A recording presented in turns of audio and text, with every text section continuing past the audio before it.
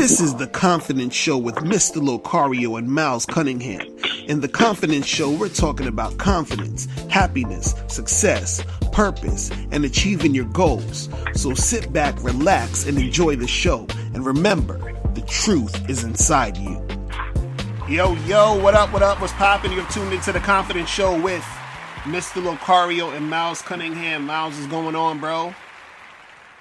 Chilling, man. You know, just being confident and getting things out of this life that I want. You know what I'm saying? Exactly. Just doing what I do. That's how we got to do it, man. That's how we got to do it out here in this piece, man. So today we're gonna be talking about, confidence and your own style of doing things. You feel what I'm saying? Yeah. So, you having your own way of how you come across in this world, how you make things happen, how you put things together, and, being confident about that shit. You see what I'm saying? Right. Because a lot of motherfuckers out here, this is the weird part. A lot of people, they're not really necessarily confident with themselves. They don't, they're not comfortable with who they are. And so a lot of times they'll look up to people and try to emulate other people. They'll say, oh, well, let me do it exactly like this person or do it like that person. And it's one thing to be influenced by somebody, but it's another thing to basically copy them. And see, the thing is, if you're influenced by somebody, what you want to do is you want to, you can take sort of like cues from them or just, lessons from how they do things, but you still have to make it your own shit. You feel what I'm saying? Right. You got to make it your own style. You got to make it your own type of energy when you're putting things out there. So this could, this can be, if you're building a business, this can be if you're, like working just on yourself in general, you know what I'm saying? As far as like self-improvement, confidence, whatever. This can be, you in sort of like trying to have different types of romantic relationships or sexual relationships, whatever it is, where you have to have your style of doing things. And a lot of times you're going to have your own style of doing things just off the fact that you're different than everybody else. You see what I'm saying? And see, this is the key. The key is to be true to yourself, because when you're true to yourself, you're going to be unique and you're going to have your own take on how you do things. But a lot of times when you're trying to do things like everyone else, and you're trying to be just like somebody else, and you're copying somebody else, or you're, then you're drowning out your own authentic style of how you're going to do shit. You see what I'm saying? Right. Which makes it to where, you're not really, it's hard for you to bring something to the table.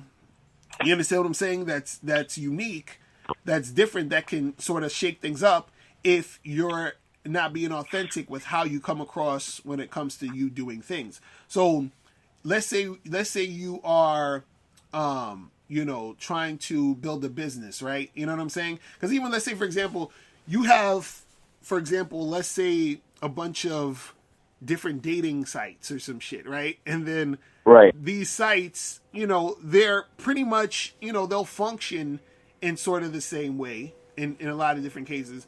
But in certain sites, they have some certain unique qualities to the site. Certain sites have a certain reputation or, a feeling toward it. Like, like you have a Tinder versus like an eHarmony. You know what I'm saying? It's like they're both dating sites, but they have their own unique style to how they're coming at the game, how they're coming at, that business. You see what I'm saying? And so the same thing is for you, where it's like, what is it that separates you from everything else, but also what is it about you that's different, that makes you unique, and how do you hone that and actually also be proud of that, be confident about that? Because truth be told, I've even felt like this at one time or another, where I'll be doing certain things and I have a style of how I'm doing it, but then I'll be like, should I be doing it this way? Should I'm like, I should do it the way that these other people are doing it. You know what I'm saying?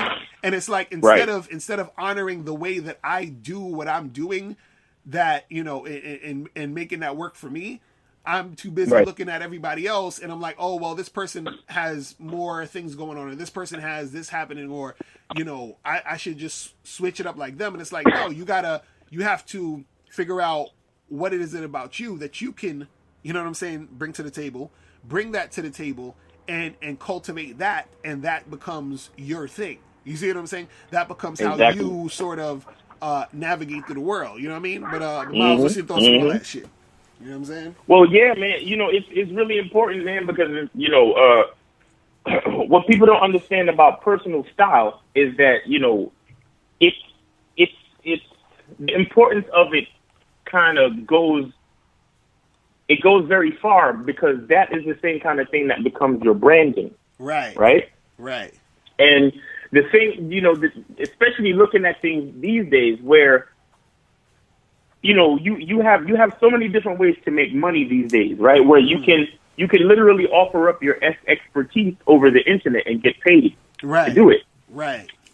And the thing is that some people, so what ends up being the important thing is your style. Right? Is the way you do things, the way you talk, your voice, some people love to use certain kinds of music on their YouTube videos, for example, or some people use a lot of editing, or some people use drone footage, or everybody has their own style.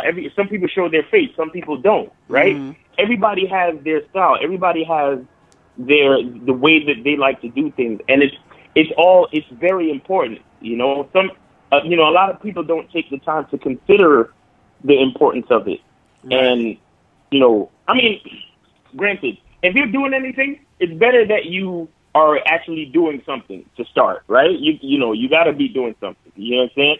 But the thing is that once you become comfortable, once you find a comfortable place where the thing that you're doing, you're comfortable doing it, it's working like clockwork, everything is fine, and you reach a point where it's like you can do it in your sleep. That's when you can start to look at your style, look at how you do things, because all of these things make you different from the other person. You understand? Like, for example, Mr. Lucario is a dating coach, but he's the only one that does things exactly the way he does it, and therefore he earns his audience. You understand? Because his audience likes what he does because that's how he does it, and that's it. Not just because he's a dating coach, not just because they think he can help them get women and all that, but they actually come back to his videos again and again, and come back to his live streams again and again, because only he does things the way he does it. You know what I'm saying? Like, for example, only he has a co-host like a Miles Cunningham. Like, nobody else has that. Only he is like, super dark skinned and whatever. Like, he has that look. Like, okay, and just if you look at that as an example, call it God, call it creator, call it whatever you want to call it. But this is the single reason why every last one of us on this earth is different from the other. You understand what I'm saying? I think this is the single important reason why everyone is literally different. Even people who are identical twins are still different. You understand what I'm saying? When you check out their personality, when you talk to them, their voice is a little different. They might have different color eyes. Whatever it is, there's always a difference. And everybody on this planet, all 7 billion of us, are different